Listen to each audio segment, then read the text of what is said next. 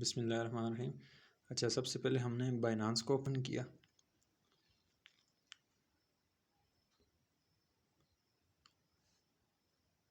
उसके बाद हम चले गए मार्केट में। यहाँ से लेट्स सपोज मैं सिलेक्ट करता हूँ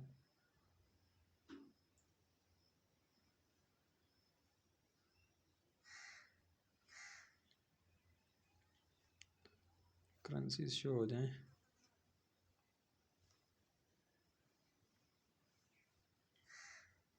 चलें जी, ये आ गई। शिप को मैं सिलेक्ट कर लेता हूँ यहाँ से। ओसीओ हम यूज़ करते हैं जब हमने कोई चीज़ बेचनी होती है, तो मैं सेल पे चला जाता हूँ। अब देखें यहाँ पे हमारे पास दो ऑप्शन है। एक ये स्टॉप लिमिट है। स्टॉप लिमिट का मतलब ये है कि अभी जो इसका प्राइस चल रही है 666 है ना, तो मैं कहता हूँ कि ये जब चली जाए 660 पे, ठीक है, तो ये 660 पे आके ये रुक जाए, उससे मज़ीद नीचे ना गिरे मेरे लिए। अगर उससे मज़ीद नीचे गिरे 659 पे जाए तो मेरे पास मौजूद जितने भी शेब हैं वो सारे के सारे बिक जाएं। ये आगे हमारा स्टॉप लिमिट। उसके बाद हमारा है ओसीओ। ओसीओ पे अगर हम जाएं तो देखें, ओसीओ में सबसे ऊपर आपने सेट करनी होती है ये जो प्राइस BUSD लिखी हुई है ना, कि अपर लिमिट आप क्या एक्सपेक्ट कर रहे हैं कि वो क्या होनी चाहिए। तो वो आप क्या, लेट्स सपोज मैं यहाँ पे रख लेता हूँ 0.000।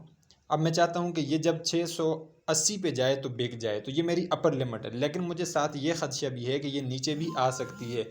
लिहाजा मैं क्या करूँगा, इसको स्टॉप कर लूँगा एक चीज़ पे। किस पे कर लेता हूँ, इसको मैं कर लेता हूँ 0.0060 पे। ये मेरी स्टॉप लिमिट है।